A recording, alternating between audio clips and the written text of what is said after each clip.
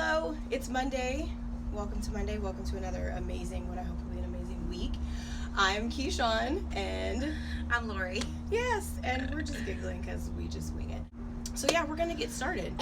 So first, we're gonna do a little check-in with each other, and then you guys get to be a part of that, I guess. Yeah. And this is like real, like, you know, why not be vulnerable? Why not? Why not keep it real? Because, you know, what's the point otherwise? No, you start, you go. Oh. You put all your shit out there first. So what are your highs Let me and lows, consult my Keisha? notes. No, highs and lows. Okay, so since last week, let's see. A low over the last like 7 days was about a week ago. I had, we'll just call it like a miscommunication, a misunderstanding with somebody that I really care about, and I essentially lost like 2 days of time with this person because of this misunderstanding, and it was a low for me because it really kind of like fucked my shit up for like 2 days. I couldn't get it out of my head. I couldn't let go of it, and I was really like internalizing a lot of it, and I was like, what is that about? And so what came up for me is actually like the thing that I think I need support with is being able to separate like someone else's insecurities or jealousies or whatever, like being able to separate that and let it be like, that's your shit, that's not my shit, and not let it kind of like sit on my shoulders. So I'm not even on point, because even like last week during our session, I was kind of like in it, but I was like somewhere else, you know. So so that would be like considered a low. A high is I got to spend some time with my son over the weekend. I saw that on the Insta. Yeah, so Seth turned 16 last week, so I'm like officially the mother of a 16-year-old, and it was really sweet because he set aside time for me. We went and saw this freaky, scary movie on a Friday night, and he tried to fake me out and tell me that it was like, it's just like Groundhog Day. Oh, yeah, no. It's nothing like Groundhog Day at all. You're like, I saw the previews. I saw the previews. The damn poster is like bloody cakes and shit. I'm like, what the hell? But it was good. It was a high because it was just a reminder that we have our own relationship and that we really do get a chance to connect. And our mother-son relationship looks very different than probably what other people's ideas of what it's supposed to be. Yeah, and that's okay. So yeah, so that was those are my highs and my lows. Whew. My high and my low are the same damn thing. Okay. If you can imagine that. It's possible. Okay, so I get weird around my birthdays.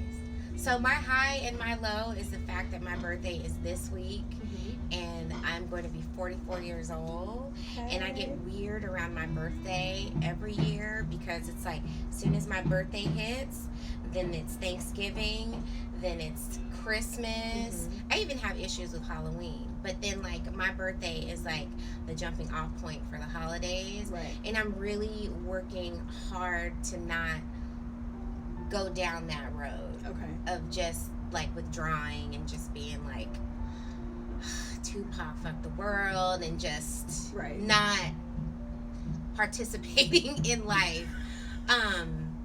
So that's one of my lows, because you know, it's like a time for reflection, and you're just like, what have I done with myself? Like, where am I at now? Where should I be? And that's a low, but it's also a high because I made it this far.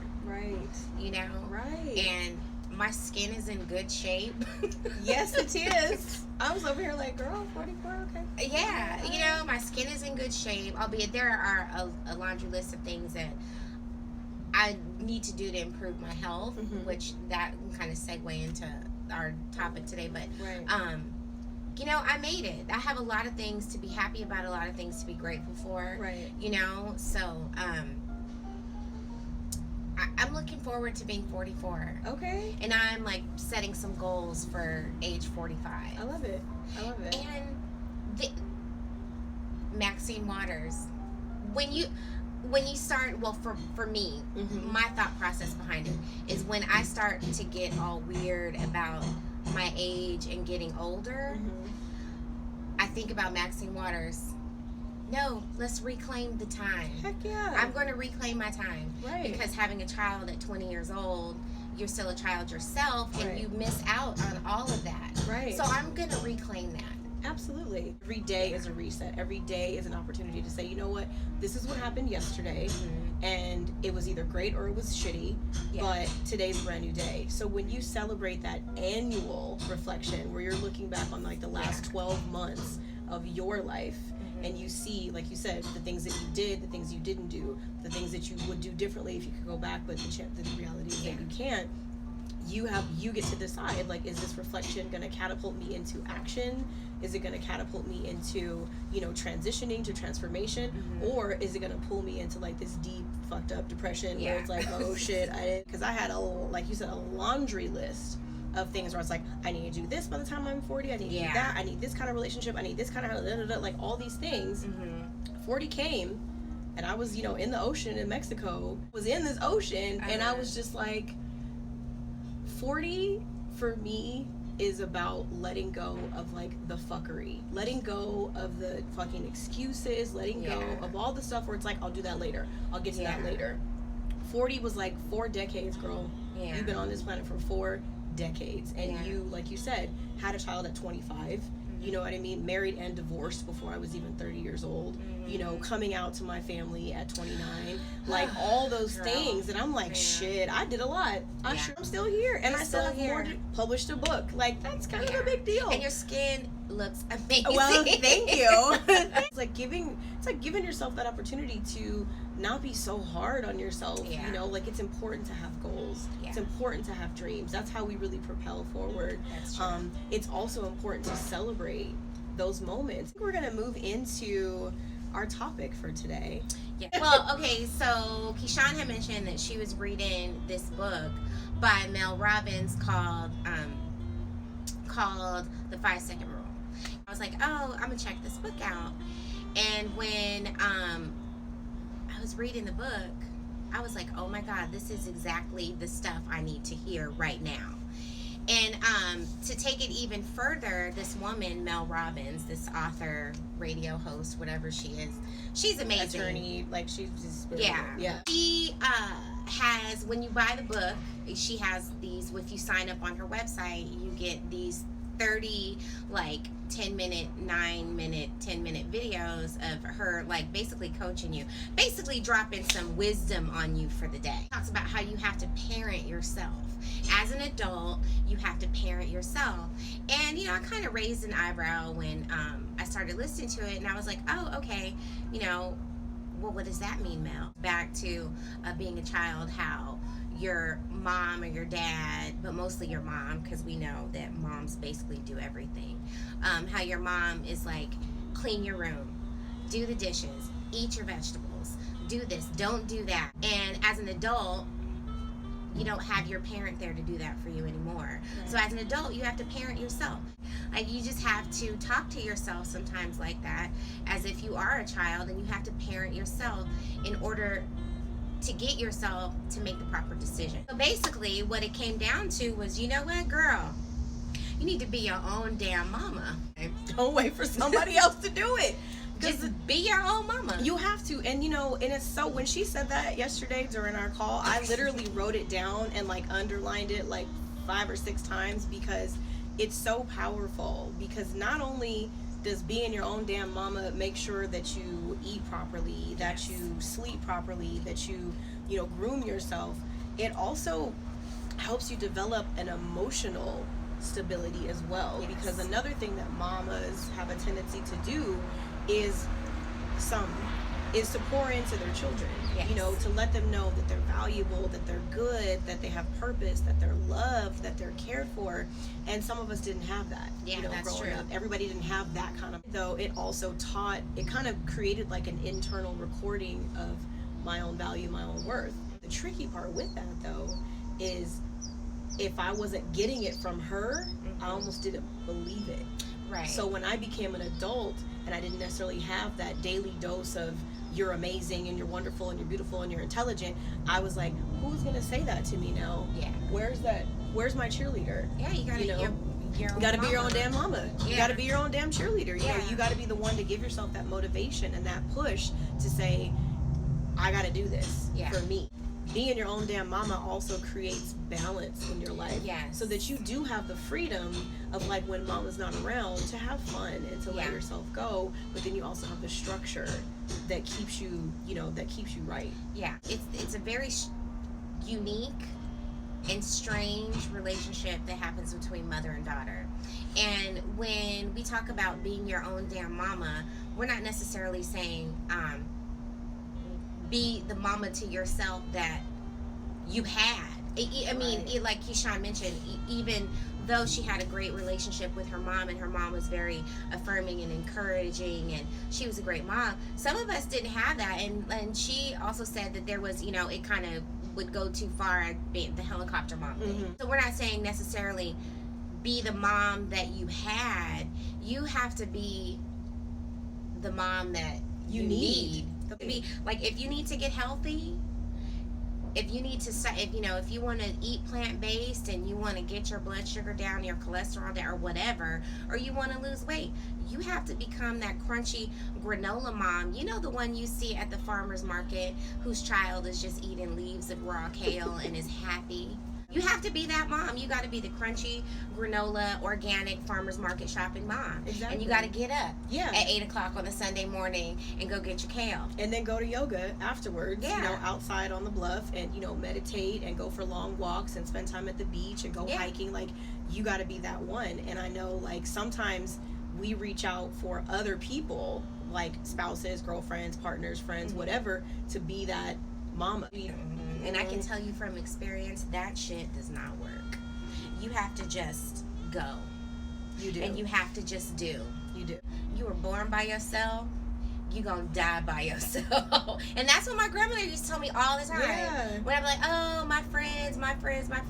She'd be like, no, baby, you were born by yourself. You gonna die by yourself. Right. And when you die, you're gonna die with all those decisions that you did or did not make. So sometimes being your own mama also means that you have to give yourself those doses of wisdom and not always seek them outside of yourself, because whether you've read like 15,000 self-help personal development books, or watched all the videos, or gone to all the trainings, like, I think between the two of us, we have made large contributions. We got libraries.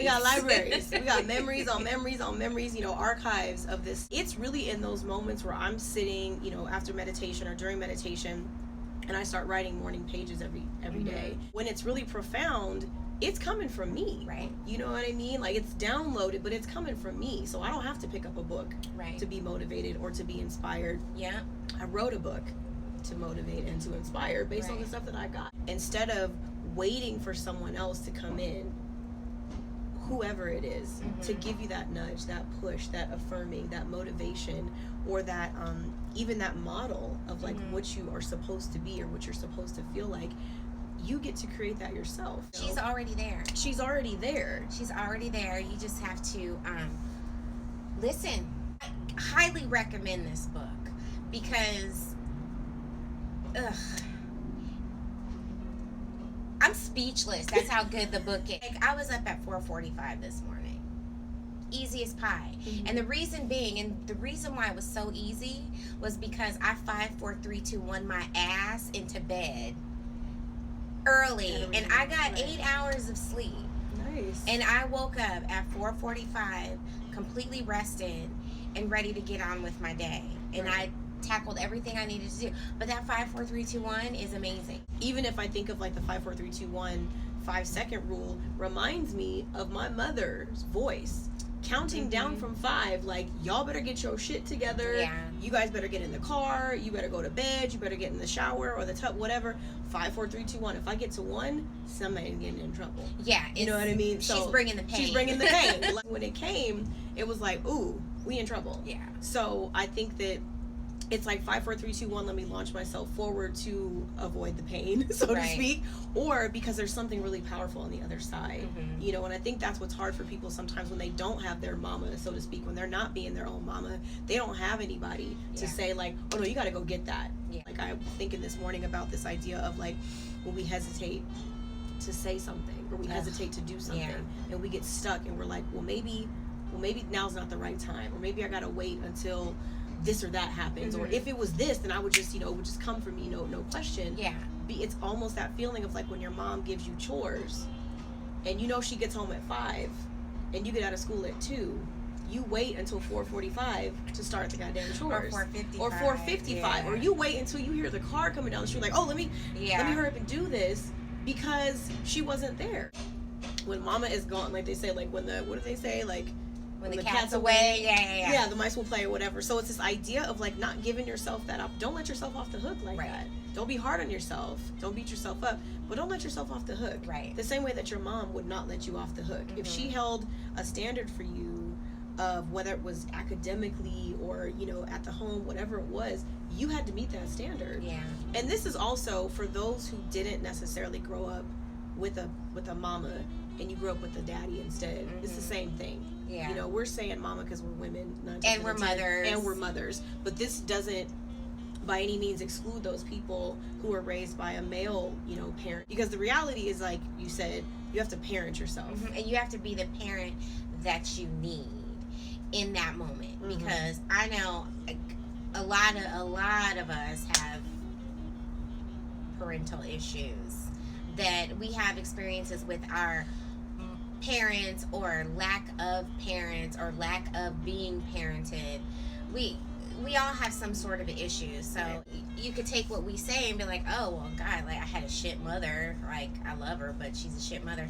You could take that and then like not let this work for you. But I can't stress enough, you have to be the mother or the parent that you need. And that person, that parent is going to change for you from season to season. Right. Because, you know, you may be going through something now and 6 months later you need to be parented through something else. Right. Like you said, knowing and just being in touch with enough with yourself to be able to say, like, what kind of parenting do I need right now? Right. You know, how do I need to show up for myself right now? Right. And I think that's what's like at the root of it is showing up for yourself. Yes. Because it's too easy for us to put that obligation on our partners or friends or whatever, where you're like, fuck, somebody show up for me, I'm falling. Yeah. I need somebody to catch me. And sometimes showing up for yourself is saying no to stuff. Yes, it is. It's just saying no to stuff. You just start saying no, and it just like rolls off the lip. You know what? No is a complete sentence, and you don't owe anyone an explanation, especially your kids. Exactly. Because I don't recall my mother ever. Oh, it was just like no. Ever saying no, and this is why. No. No. It was just no. And Yeah, sometimes it it wasn't wasn't even because I said so. It wasn't because I said it was either no or because I said so. Yeah. Those were like the two, is this just happening? Yeah. And if there were times when it wasn't even a no, like audibly. It was like a look that was like, hell no. The look that automatically, well, I don't know about you, but we got ass whoopings where I came from. So we would get that look, and it was just like you automatically felt like a burning sensation on a butt cheek. So we are going to wrap this up. This is something that we're probably going to come back to again next week, because we do want to dive into more of what being your own damn mama looks like as it relates to your health and your wellness and your mindfulness and your overall well-being. So we'll come back to that next week. Feel free, please, to watch this. If you didn't catch it live, it'll be on Instagram for 24 hours. Also follow, well, you obviously follow me because it's on my live, so make sure that you're following Lori as well at The Weight of Joy. Leave us comments, send us a DM, let us know what you think. We are definitely open to feedback. Yes, and suggestions. You know, things you want us to talk about. You know, things that you think are important that need a voice. We clearly have two voices that are very powerful and different. I know, and complementary. So yeah, I think that's all we have for you guys today. Yeah, you guys have an amazing Monday. Yay. An amazing start to your week, because hey, why not? Yeah, it's your birthday. Yeah. It's your birthday week. It's about to be your birthday. Yeah, it's my birthday. I can't wait.